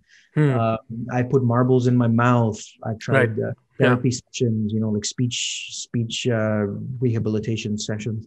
Mm, Nothing has really worked, but improv mm. had seemed to work for me. That's the mindset that I had to be in. Yeah. It's that feedback. You know what I mean? Like when Mm, you're talking, there's a very strong feedback mechanism that sometimes happens where you judge yourself. mm, mm, Should I be saying what I'm saying?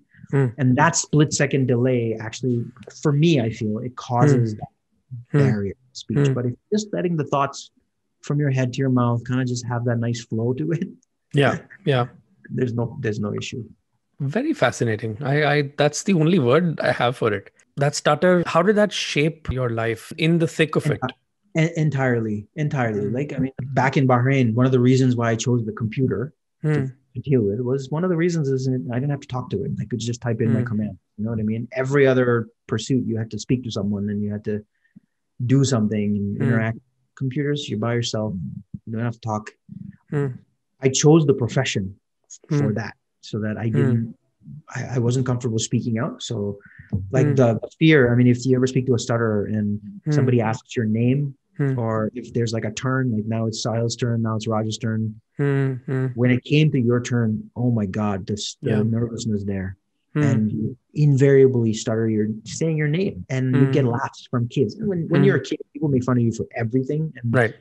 stuttering is just one thing that they make fun of you for. But Mm, it was pretty bad, like a lot of bullying, a lot of teasing.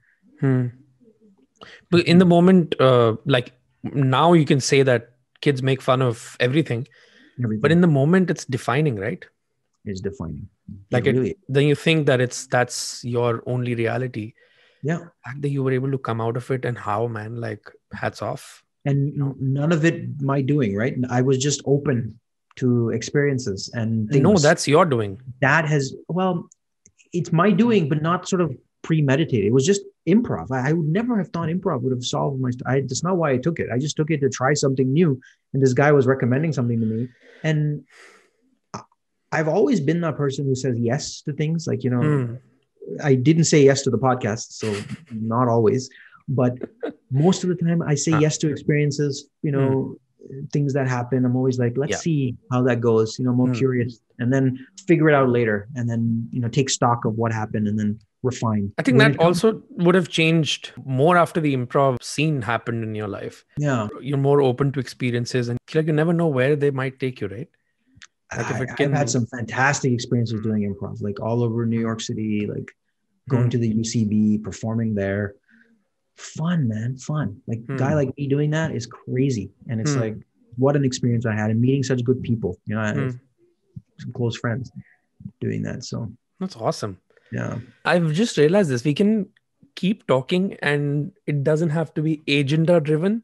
yeah. Even every time we meet, like it's just subjects just pop out of nowhere. I know. That's why I And wanted to do and a and this podcast is with you. different because there's nothing distracting. Speaking like No, this, it's quite nice. Like there's no it's not like you're pressure. making dosas while talking, like we have, That was also or good, by the way. you're walking and talking, which we Yeah. have, eating Yeah. ice cream and talking, which we have. Yeah. This is just focus, full attention. Nice. I really like it. Focus and just, I think, raw conversation. Yes. Like, I don't think there's any, like, it's no holds barred in a way. Right. Right. Anything goes. You can ask about anything. Yeah. Well, Um, yeah, almost anything. Okay. So, next thing I want to know about is your journey with art. How did wow. that come about? Have you always been the creative kind, or Pretty much. was that your way of expressing emotions on that canvas? Yeah, maybe. You know what? So music has been my primary art form since I was a kid, and I always Hmm. enjoyed playing, singing. And I think and the other thing is my stutter would never manifest when I would sing. Like Yeah. singing was always, I'd never have to worry about stuttering because Hmm. singing was singing. Hmm. So I would sing a lot. Hmm. And I was always a little theatrical kid, like always on plays and stuff like that. I always liked to be in front of people. Like I love people. Let me just, it's not flattering, but I like an audience. That's perfect. And it's like, Hmm. so that has been one thing. But, and the art always is like, there wasn't really a thought about why I did it. I just looked at some pieces of work, to be honest with you. Like there's no story here. Just looked at some pieces of work and I was like, I would love to be able to do that. Oh, and I've always drawn faces. Like faces has been something that I've always drawn, doodled since I was a kid. Hmm. I just like drawing superheroes. Like every kid likes drawing Hmm. superheroes. Hmm. Teenage Mutant Ninja Turtles and Avengers, Hmm. like guys in like muscles and capes and stuff like that, right? When I see something I like, Hmm. I like to try to draw it. And Yeah. technology has made it so easy that you can just buy, gear so inexpensively and you can start. So that's kind of what I did that. Hmm. But all arts, I would say, is something that I'm interested in. Music, Hmm. fine arts, of course. There's theater, which I Yeah. did with improv, so that's a form of art. Yeah. Yeah, so general arts interest is definitely there. And do you find it therapeutic to some extent? Kind of lets you 100%. get out of your head? Yeah, playing music Hmm. definitely lets me get out of my head. But really, it's more of an urge to create something. Like, don't know if you watched the inauguration of Joe Biden, but there was a song Yeah. that played on it with Demi Lovato, Hmm. Lovely Day. Mm-hmm. You hear that one? Yeah. What a song. I heard Yeah. that song. I ran. I told Ray, I got to play this right now. Came here, pulled up the guitar, and I just started jamming to that song. So that's the urge I have. I'm not sure if everybody has this, but Hmm. when I hear something, I want to make it my own by creating it, by performing it myself. Just putting my little twist on it, like seeing if I can do any better or if I can change it. And if I had a camera set up, and I did do that, like that was I was going to ask you that. Yeah.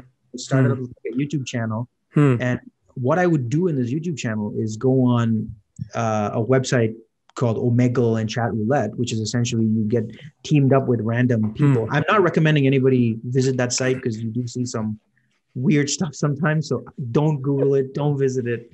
Yeah. Unless you're ready to see some crazy stuff. But Yeah. most of the time I would have such nice experiences with it. So I would have my guitar on me and I would talk to people and say, hey, give me your favorite song. And they'd give me their favorite song and I would play the song. And that was so fun for me to do. And it was so focus. It was so fun for me to do. And it was such an outlet. Playing somebody's song in my way, was so nice. So I did that and I started a YouTube channel. The YouTube channel blew up for a while and then I just stopped. Oh, really? Yeah. I think I still have about 10,000 subscribers to this channel. What? It's been shut down. I'm sure a lot of them are bots, to be honest with you, because, don't undermine your, to be going down. It just seems to be it's plateaued. So that's bots because you are haven't not, posted, right? probably. There were some real people there. And I know this because I would go on Chat Roulette and people would recognize me and be like, oh, you're that guy who plays guitar. Are you Oh serious? my God. And they'd kind of have like a freak out moment where I was like, okay, it's crazy. What song do you want? And they would have emotional reactions to me playing. And it wasn't that I'm a wonderful player, but they would, because it's the song that's personal to them, right? It's like we talked about, language is personal. The name is personal. Next to the list is a song that somebody has a very personal connection to. So were these live streams or like, would you take requests or what was I would not do requests. These were pre-recorded. So this was me recording my screen when I was on Chat Roulette. What's the channel? Kind of editing. You can check Beffy, Beffy. Oh, that's the same one that you follow me with, right? Yes, same one. Sorry, keep going. I just wanted to. Oh yeah, and so that was super fun, and I loved doing it. This was before I met Mary. I'm not blaming Mary for this, but life changes, right? Priorities change. Yeah. You kind of have to be a little bit serious now because you can't have goofy videos on the internet when you're trying to get married to someone. Or even finding a job that you care about. I don't know. Maybe you can these days. It's better to have a personality than being a robot these days a little bit. Also, that's another truth of the matter. 100%. Yeah, 100%. It's that 100%. facet of your personality that people really want to know about. Totally. The one exciting thing about getting space now, when we move to a place, get space, is I'm excited about having like a little space where I can just have everything ready to go, because like a studio right now. Yeah. Like a studio, have a camera, have instruments, just grab away. Cause that's an important thing too. For art to happen, you cannot waste time setting things up. Yeah. Like that just takes some of the magic away from the moment. You Mm-hmm. have a thought and you want to minimize the Just, distance between the yeah. thought and the action. Yeah, exactly. And then if So everything is set up at least, then, you can just go. just go pick it Mm. up, Mm. hit record, start your song, Mm. and then just create something, put it out. Mm. I'd love to do that. So that's something that I'm looking forward to doing again at some point. That's amazing. And when are you moving, by the way? March 14th to 29th is sort of the week that we got to get stuff out of here. Exciting? Nerve-wracking? Nerve-wracking, exciting. You know the feelings, right? I mean, it's a house for the first time, Yeah. It's a little bit apprehensive about, just the fact of there's good things about moving in a house, of course. I'm not crying. Okay. I'm sure we have to be thankful about this, but at the same time, I've never lived in a house. I think I'm afraid that people will be in a different room than me, and I'll just be like, I hope everyone's okay. But here I can hear them. They're right on there, and I can make sure that they're okay and arm's length away. In a big house, you're in a different floor. Yeah. It's like, what are they doing? It petrifies me, to be honest. Like that's a scary thought. Might take some getting used to, but might take some getting used to. I'm sure. Like if you've outgrown this place, then especially with Reva around, she needs that backyard and like more. I don't know. Again, that's not the reason that we're moving into a house. The backyard. We both grew up in apartments, and we're fine. We didn't need to run in a backyard. And when somebody's like more green space, yeah, but there's green space here. You just got to go to the park. You know what I mean? So I don't want to accept that as being the natural progression of life. Is you get a condo, you have a kid, and then you have to move into a house. But I don't think you do. I think you can have a kid, 2 kids in an apartment, be just as happy. Then the question comes, why are you getting a house? Right? No. Sometimes you don't have a real like force behind why you do something. It just happens. Again, it's one of those things, right? It's the right thing to do. There's forces at play that are pushing you there, but it's important to ask the question, like, why? Like, do you like houses are not a panacea. They cause a lot of issues. Like they're huge energy sinks, right? They're not good for the planet. Like if we can agree on that, going vertical is way better for the planet than going horizontal, right? Because I've heard that. Not, but I think you're taking up less space as a human being when you're in an apartment rather than you're in a condo. So asking those questions are important. For sure. Not just doing it just because that's what society is telling you that you got to do next. Yeah. Interesting.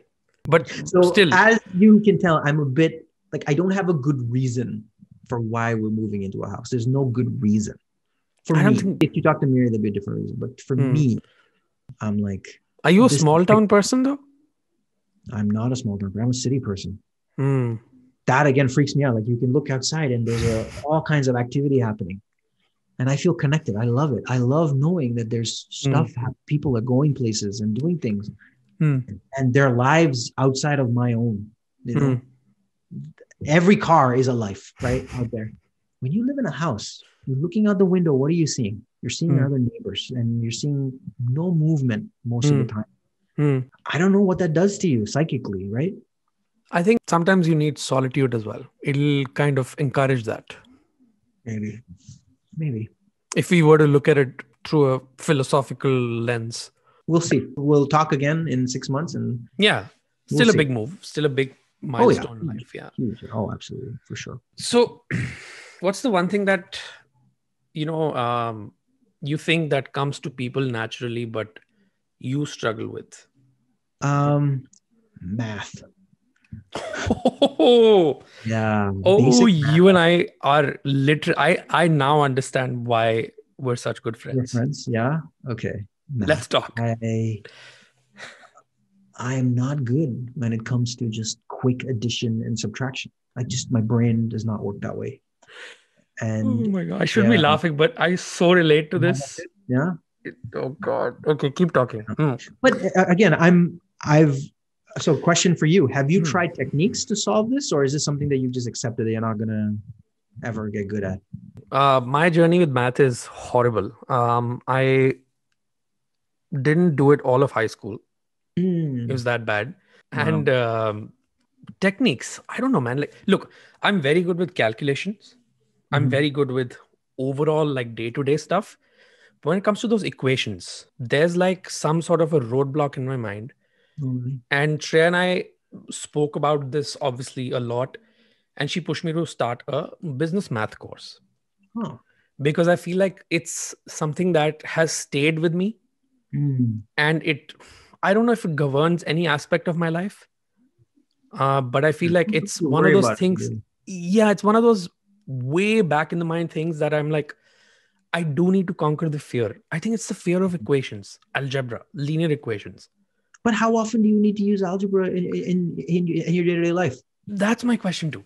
Like, if Mm. I know the basics of calculation, of interests, of percentages, and all that, which I That's do, I just, I don't know, man. I don't know what it is about math that it's just like inscrutable. it Yeah. comes. That's what, like, a lot of folks, it comes to them very natural. Like, yeah, it's just math, not a Could big be a deal. bad teacher that you had growing up. Could it have been like just a bad experience with math? Like you had a teacher that just took like a ruler and smacked you in the knuckles, and now all of a sudden you have an association with. I had a flurry of bad teachers. I wouldn't say I didn't. And yeah, I don't know. What about you though? But yeah, Hmm, I hear what you're saying about it, but I subscribe to the hmm, thought that I think you can change things about yourself. That hmm, nothing is fixed. hmm, Everything from my weight to whatever hmm, the thoughts that I have or skills. I think you can change it. So I am forcing myself to get better at math. Am I doing it every day? No, hmm, but I do use flashcards once in a while just to quiz myself on basic concepts, to challenge hmm, myself, just to do more mental math hmm, than I have done. Because sometimes when a mental math problem comes to you, hmm. my first reaction is to run and use a calculator to calculate it, right? Right. Yeah. Not trying to solve it myself. Hmm, Maybe just the practice of solving it yourself will give you a little bit of confidence. Like, oh, I just solved a pretty hard equation or a pretty hard problem hmm, fairly quickly. So next time something comes in the real world at me, you're a hmm. little bit confident to tackle it doing yourself rather than getting flustered, which first happens when numbers are thrown at you, and Right. then running to pull up your calculator app on your phone, right? Hmm, hmm, hmm, Um, so much better just to be able to do that quick math yourself. So you can hmm, move on to the next phase of the conversation rather than just get stuck. hmm, So that's how I think about it. hmm. There are ways to learn. Right. But Yeah. did you get by okay in high school? My math was never my strong suit. No, I like basic. I'm talking arithmetic, right? Like Hmm. subtraction, multiplication, addition. I was okay with equations. I was always okay with Really? calculus. Was fascinating for me. I loved calculus. I think the whole idea of it Hmm. gelled really well with me, and I got decent grades at calculus. Hmm. And of course, because I did computer science, math was this. Again, this is arithmetic that I have a problem with. Not so much, complex calculations. I was fine with. Hmm. Um, but yeah, that fear was always there. Basic math, like give me basic math, like Very interesting that you were okay with calculus and because calculus is like a concept, right? It's like it's all about getting to near infinity, like close to hmm. zero or as far away from possible from zero. And I love that Hmm. mental exercise of Hmm. of doing that. Wow. Yeah, So that's the one thing that I I guess think so. I think so. a sore point. A sore point. Yeah. Yeah. Um, what's a what's a common misconception people have about you? Sometimes people think I'm an extrovert when I'm really not. No? No, I'm not. I gain energy by being alone. That's Hmm. how introverts have been recently defined. That definition is fairly new, but Hmm. I would say I gain energy by being solo. Hmm. Yeah. Being around people sometimes drains me a lot. So Yeah. then that isn't to say that you're an introvert. Wouldn't you be more of an ambivert then? Oh, okay. So getting Because so then an ambivert is somewhere in between extrovert and introvert, right? Yeah, exactly. I'd say, what? To call myself one or the other is never a good thing, right? Because we all go Hmm. through phases and we're different with different people. Hmm. I would say I'm primarily an introvert who Hmm. has who can play the part of an extrovert really well. Well, Hmm. But I do like talking to people, and I sometimes like conversing with you or with someone who I'm close to. But sometimes, but not everybody. Like not everybody. This is not easy for me to do with anyone and everyone. Of course. There's certain people that it comes easy for me with too. So Right. maybe an ambivert is a good definition then. Well, you have a good filter of who you want to talk to and who you can be comfortable talking to. Right. So I think that's completely fine, you know? Yeah, I'm completely okay with it. Like this is who I am. And I have learned to make peace with it. I give myself plenty of time for alone time as much as I can find. Well needed, for sure. Yeah. Tell me about your best friend. I don't know if I have one, to be honest. Like I'm sure people listening to this would be like, he's not telling me, he's not calling me best friend. So this is a weird one. But to be honest with you, I don't think I have a best friend. You're a very good friend.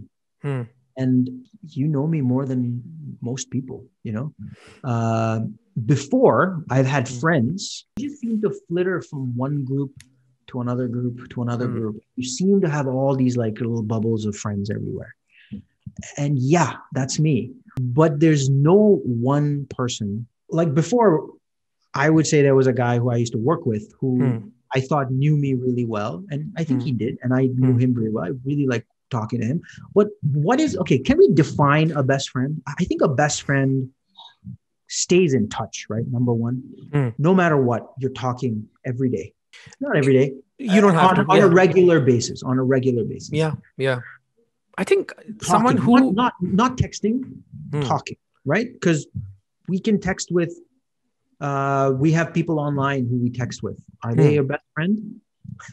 No, I think it's someone who I'm drilling way more into this than necessary, but no, I like where you're going with this. I think it's got to be someone you're kind of emotionally invested in, that you want to know about their life and they want to know about your life, and you're just okay being you with them, and that doesn't happen with everyone.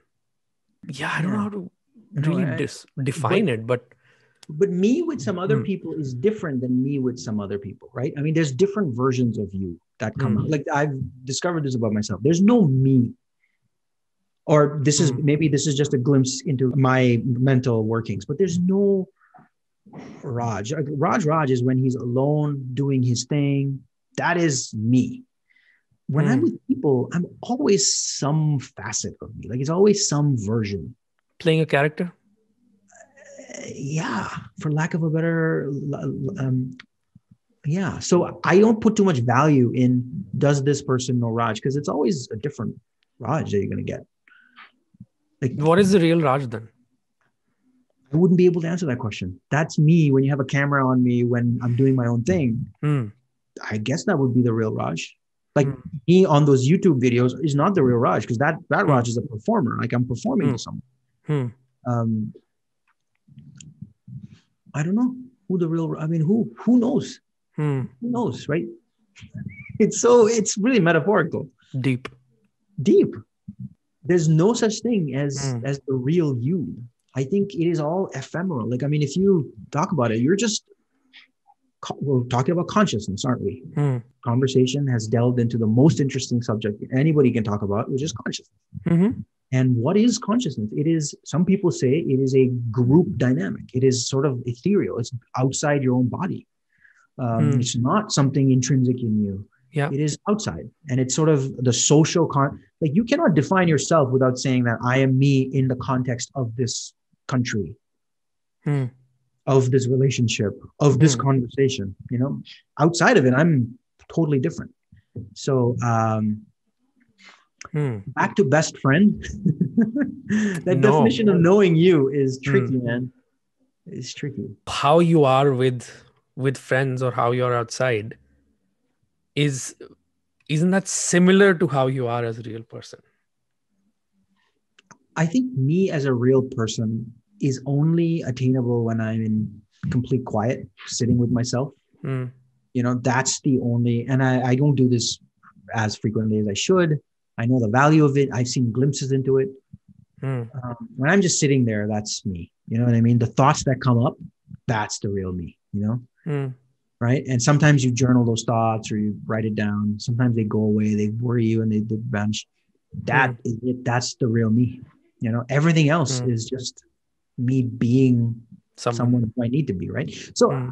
again, to go back to a real friend, I would say who knows me in this world really well? I'd say Hmm. Mary knows me really well. Hmm. You know, she's, again, facet of her living with me. She knows my faults. She knows my strengths. Reva knows me in a way that Mary doesn't know me. Hmm. She knows me as a father, and like again, very different. Like Yeah. I wouldn't say I'm 100% the same Hmm. myself or with Mary, because again, with Mary, she's my wife. I need to. Yeah. There's certain, there's certain. Right. When I play the video games with my friends, that's a different me, laughing, Huh. joking around. Hmm. Right now with her, I'm a little bit more serious. I'm thinking about bills. I'm thinking about like day-to-day stuff. Hmm. Right? It's Yeah. different. It's Yeah. different. It's human beings are freaking weird. You cannot, there's no such thing as real you.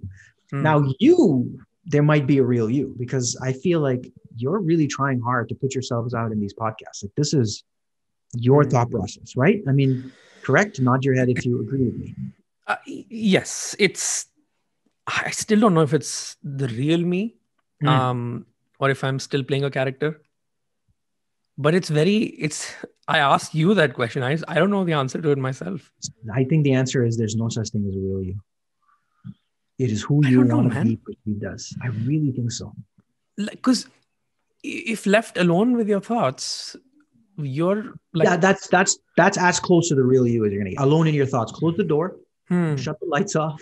hmm, Who's that person? What are they worried about? What are they thinking about? hmm. Yeah, like in my case, this is close to what I am, very close to what I am. Shreya sees the other sides of it too. Mm-hmm. And I don't know if it's philosophical or it's just like it's still like this is why I'm doing this, to decode even myself. Yeah, Sometimes I don't know why I say things that I do. perfect. Yeah. And yeah, I go on these tangents, which I am right Have now. I have just I mean, I'm sure you'll watch this 10 years from now, Sahil, and Mhm. you won't recognize this. Or Hmm. you'll be like, wow, I was such a different person then. The things Hmm. that bothered me was so Hmm. like I'm sure you've done this with your journals, right? You look back and you're like, wow, what a guy this person 10 years ago was. Like he was worried about such interesting things that I'm not worried about right now. I So don't do journals, like written journals, I don't do. But I think yeah, in a way, this is a journal, it is right? essentially. Right. Hmm. But that experience I'm sure we've all had where we look back at something that we even a picture of ourselves. Yeah. You're like, who is this person wearing these clothes? Like so different. That Like evolution, right? there's no such thing as you because you're constantly changing. Hmm. Maybe that's the right way to do this. Maybe it's Hmm. not about pinning down in a moment of time who you are. Maybe it's about saying right now who are you, Hmm. and in the future who are you going to be, Hmm. right? Now you know why I wanted to do this podcast with you. I know it's really good. This is why. And I think the one thing that I've understood about myself is that the one thing I'm not comfortable with a lot is silences in conversations. Oh, There's always this urge, this force that says you need to respond right away, or that you need to fill silences, fill gaps in conversations. Otherwise, you don't come across as smart or that you know your shit. I don't know how to explain it. Does that it make any sense? yeah, absolutely. Like You're it's afraid of something like the silence is going to lead to some discomfort. Yeah. hmm. Mhm. And which with what I'm doing now, it's really helping me. With And I silence. think it's okay to have moments where you don't have anything to say, and it's okay to just be you in the moment. Like there's always that overriding fear of, like, I'll give you an example. And this is going into like 100 different tangents. I don't even know where this is going. Oh, I love it. But like I'm doing a podcast with a school friend of mine, and grade 7 to grade 12 is a phase of my life that I'm really insecure about. Mm. I hated that phase completely. That's the opposite of what I am right now. Mm. And he's a part of that phase. Oh, wow. But he wasn't a part of the journey. Like we were in different sections. We spoke what? We used to go on the same bus. We used to live in the same area, but we never spoke. When we connected now, when he moved from Delhi to Canada, we spoke for 2 hours. Wow. And that was the max that we'd spoken in the entire life. Mhm. But the baggage about school is such that I'm thinking that I need to be prim and proper with what I ask, with how I am, because people from school will be watching. Mhm. So things like these, Yeah. this is my way of like Sure. fighting with them, But fighting with my own thoughts. fine reasons. So the one point I want to make to that is you're not an asshole. That's why you have these thoughts, right? Now, if you were an asshole, sociopath, let's just call it what it is, not an asshole, somebody crazy, you Mm, wouldn't care about what people thought of you. I think caring about what people thought of you, not think of you, but like caring about somebody's feelings, like you don't want to offend people, mm, worried about like hurting someone, I mm, think is a good thing. I mm, think it should be valued. It should not mm, stop you from moving forward in life, mm, but it should not be dismissed as being like, I don't want to listen to those thoughts. That's all complete garbage. No, I think there's a lot of value there. We mm, had 4 years of one of the worst US presidents in the world, I think is because mm. he was a sociopath and he didn't care what anybody else thought. Right, He's paying the price for it now. right. Yeah. So I wouldn't discount that urge to care Mm, about what your school friends in India, who you may not talk to at all, you may never mhm. talk to them, but it would still bother you if one of them felt bad about what you had to say. That is a noble thing. I don't know if it's so much of feeling bad, but it's more of the fear of judgment, which is, Mm, and again, they're nowhere that's real honest. connected to Yeah. me, Yeah. nowhere related, but it's just like that baggage, that kind of, and everyone has some sort of baggage, right? School Mhm. was mine. But again, I don't even know what question I asked you and where this led to. Oh, no. But yeah, that's just one of the things. Anyway, This is all around who the real you is, right? I mean, yes, that's where that's what started this. There you go. yeah, the real you, Hmm, because you're talking to somebody from high school, hmm, you're going back now. You're finding yourself kind of hmm, rewinding the Sahil tape and going back to the person you were in high school. hmm. And that's bringing a lot of those thoughts back. Like, Yeah, what do you think? And yeah. what if people talk behind my back? Like, Hmm, they're miles away from you right now, but that tape is yeah. getting rewound to the point where Hmm, those same emotions are now coming, the same fears are now resurfacing. yeah, Um, yeah. Do you go through Interesting. that too? 100%. We had a Hmm, reunion a couple of years ago. hmm, All my friends from Bahrain school came and we kind of had a get together. I hmm, reverted back to my same worries and same fears, same hmm. insecurities. I was that shy little kid sitting in the group setting, quiet. Why? Wow. I'm not that kid anymore, but I'm quiet. I'm No. sitting there. I'm listening to people's stories instead of chiming in. Hmm, Right? It was hmm, a weird thing to see myself go back. hmm. And everybody played the exact same part that they played Yeah. back then. They played it now, even though they're all changed, they all have Right. husbands and wives and Hmm, daughters and sons. hmm, They were teasing the same way they teased in high school. They hmm. were saying the same things, using the same language, talking about the same teachers, Wow. making the same jokes. You've grown, you've evolved, but they're still stuck in No, their I, ways. I I also reverted back, right? I Right. was that shy little kid. I didn't allow myself to sort of be like, hey, this is Raj now. Okay, Hmm, I played the part too. So again, hmm, back to who we are, it's hmm. amazing. It's amazing. It's such a discovery thing, right? Like, Total discovery. I, And I I didn't realize hmm. that about myself until we had this conversation, by the way. This is not a well-formed thought that I've had in the No. past. This is coming now that we speak. I'm like, Yeah. yeah, wasn't that interesting? Yeah. Like, who the fuck are you, right? Like, oh man, And, this. and the positive thought there is Hmm, you can be anyone. hmm, You can be anyone. Like, say you admire, I don't know, hmm. Tim Ferriss. Okay. You love the way 4 he hour carries work himself. week. Whoever, yeah, who just pick somebody who Huh. he has a popular podcast. I just came up with somebody who has a popular. Hmm, If you like what he does, you can be that. hmm, If you just realize that you're not a fixed human being, you don't have fixed abilities, you don't have fixed way of talking. You hmm, can change all of it. Because look, you've changed so much over the last 2 years, 3 years. You can change more. So that's how I like to think about it, where I'm flexible, and that's why I'm doing work with this cam guy, so I can get to that whatever vision I have in my head. First of all, with cam, I get to articulate that vision and say, hey, wouldn't this be cool to be this guy who doesn't have a tummy and who's sort of fit at 42 years old, and Cam comes back to me and says, you can do it. Let's get there. And here's what you have to do to get there. The first step is you got to work on your food. You got to drink this giant jug of water every day. Is that how many liters is that? 1 gallon. Yeah, that's... And I am nowhere 3.8. I'm still here. I've had 2 coffees in, so I got to drink so much more. Oh, it gives you times. Yeah. So awesome. This is a gift from Mary, by the way. She gives me the best gifts. I got to tell you. We need to buy that. So good. So good. And I'm on day 3. So my water intake is sort of gut instinct, this especially one in winter, it's just to tell you, it tells you how far you've gotten. So anyway, back to what I'm saying is working with him. One of the things I got to tell myself is I'm not fixed. I'm not this one person. I can be whoever I want to be. You just have to be able to articulate it and focus on it for long enough that you can get there.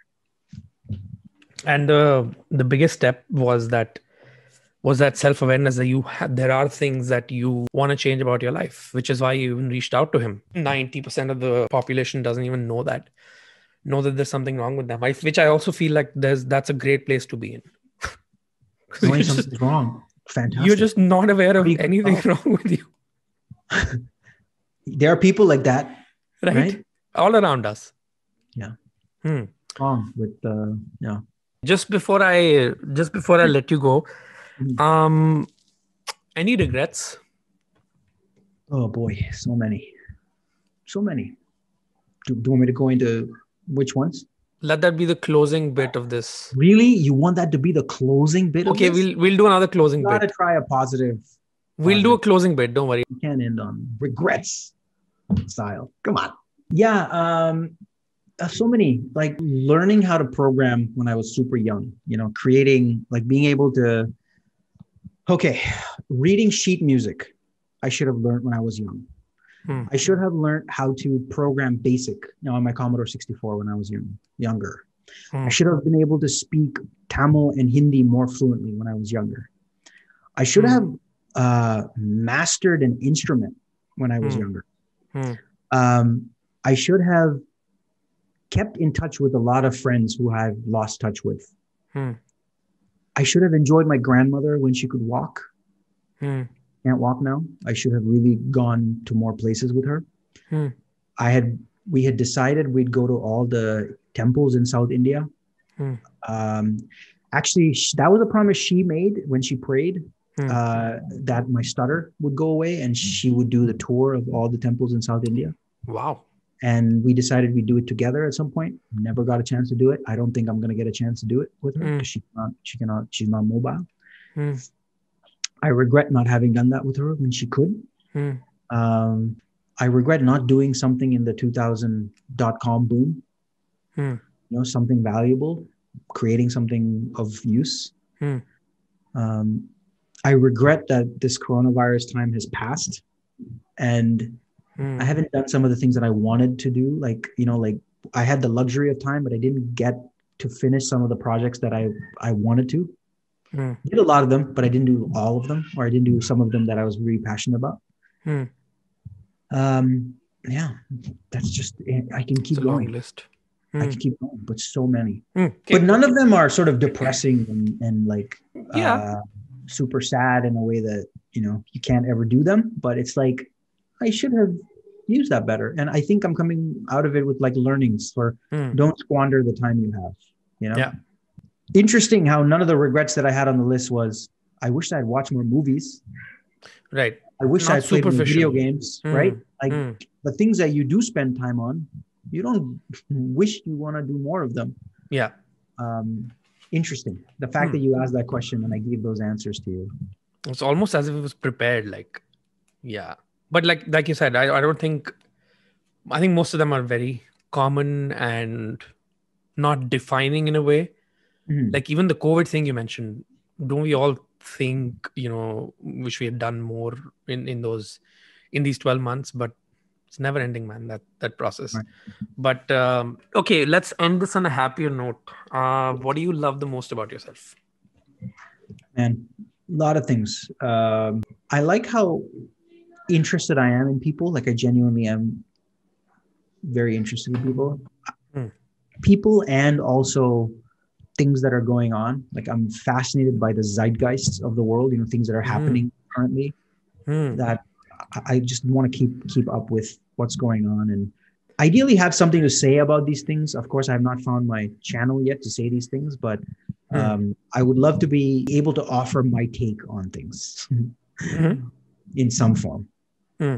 Um, so that's something that I like about myself. I Hmm. like how I'm constantly changing. Like I talked about change. Hmm. I've embraced that, I think, about myself. And I'm always improving. Sometimes backsliding Hmm. happens, Hmm. not always positive, but Yeah. I'm always changing, always changing. Hmm. And that's fine.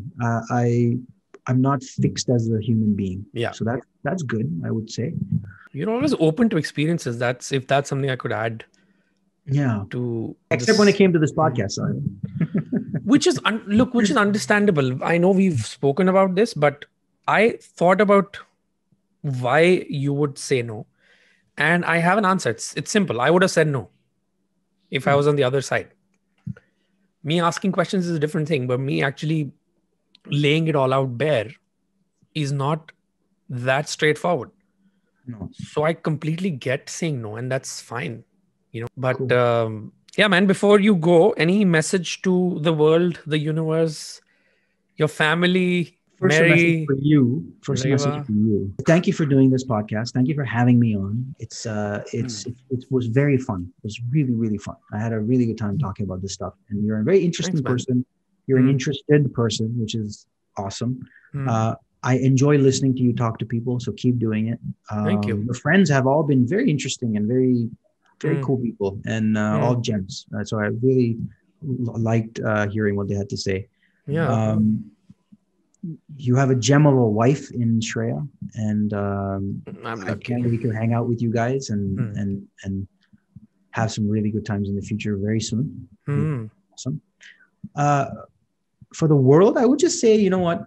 Let's cheesy, but let's be nicer to each other. 2020 has been shitty, Hmm. and it's time to stop being jerks. You know what I mean? Like Hmm. really listen and take the time to really appreciate where the other person is coming from. Like we're not in the US. I realize that, but some of that has rubbed off on all of us. Like we've Yeah. all become a little bit more um, us, we. Let's stop that and let's just think Yeah. of the world as a whole. Just be kinder.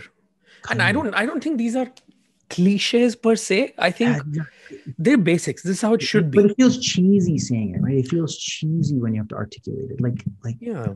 say I was a 13-year-old, girl listening to me. Hmm. Like, oh, this guy talking about being nice to one another. You know what I mean? Like, it's cheesy. Hmm. But at Hmm. the same time, like somebody's got to say it. Like Hmm. when Biden got inaugurated, you were like, Messiah. I mean, The no matter where relief. you lived in the world, you Hmm. must have felt some sense that normalcy has been achieved. Hmm. I'm talking politics here, probably not a good idea, but No, um, that's fine. uh, some normalcy has Hmm. been achieved. Like some sense of humility and decency has Hmm. won. Hmm. And in Toronto, we've seen our share of that negativity and hate too. That and we've talked about this before. Hmm. Toronto people are so there's a certain Toronto personality, Hmm. unfortunately, that has come out, and maybe it's a big city personality. Hmm. Someone who doesn't like we see somebody in the elevator Hmm. and we don't say hello, we don't ask about their day, we don't Oh, chat. don't even get I'm me I'm talking started. like getting back to those values of like conversation with our neighbor. We're so afraid of Hmm. talking and me included, like Hmm. because again I play a part, right? I'm also a cog in this, so when I talk I'm like I need to be social too, Hmm.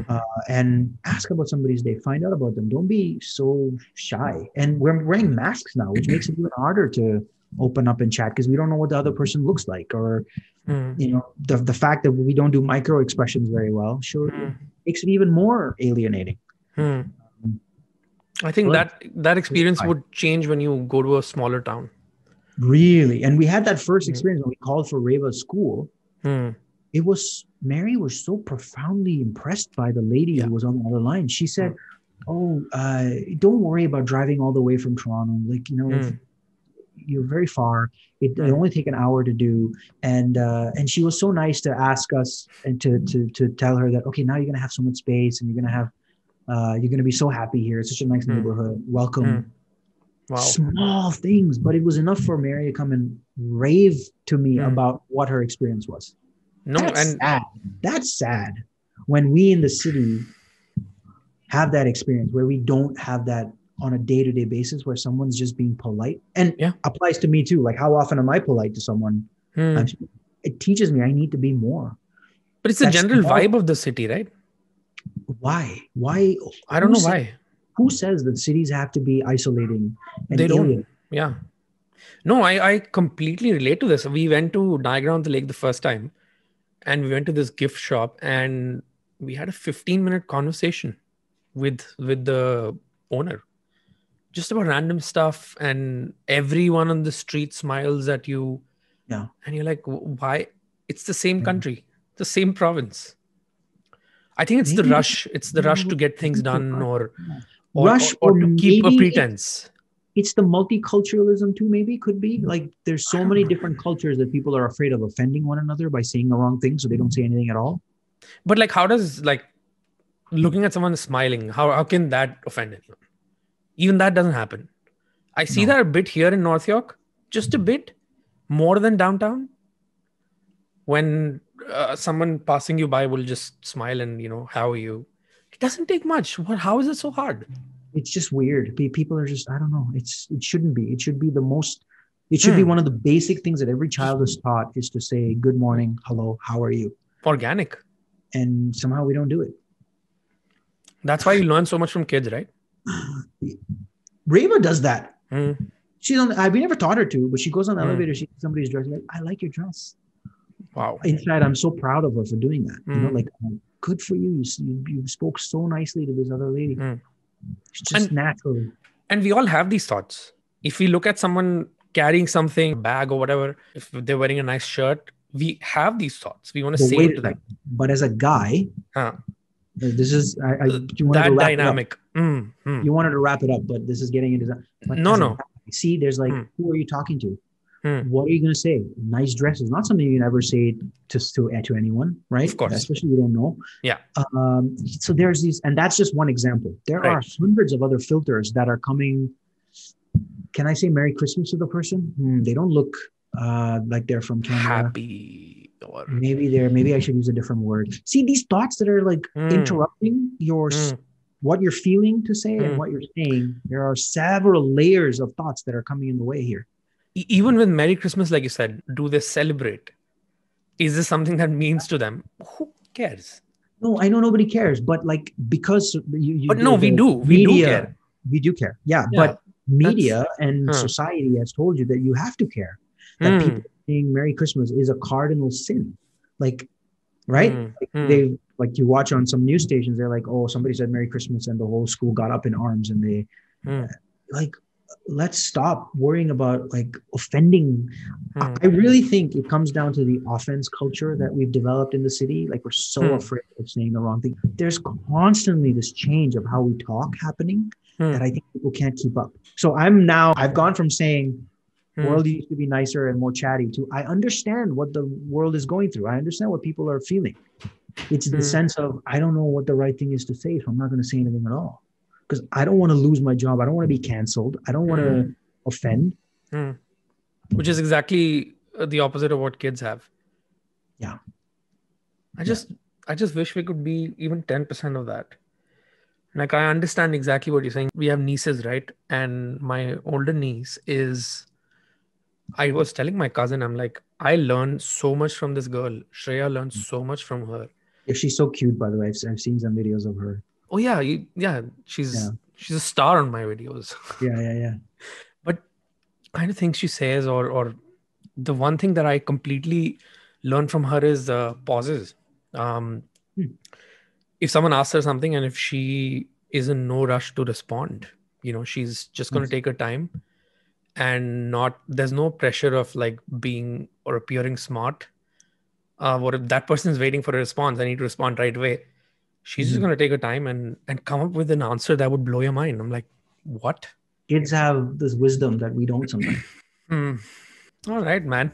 This was fun, Sahil. This was a lot of fun. I want to give you your day back. Almost feels like it's been 20 we could minutes. talk for an hour more, I would say. Easily. Oh, we'll be doing more parts, more episodes. We'll talk about because I'm interested in podcasting. And this is almost like only scratching the surface of who we really are, not just you. Right. So we can like pick out topics and just hash them out. That'll be amazing. You should do it. Thanks, man. Thanks for thank you for having 2.5 hours for me. My pleasure. Say hi to Shreya for me, and yeah, you guys should. 100%. It's a nice bright day. It's probably colder than it looks, but at least it's bright. We're gonna go out in a bit. Good. So are we. All right. Thank you so much again. Speak to you soon. Speak soon. Take care. Bye.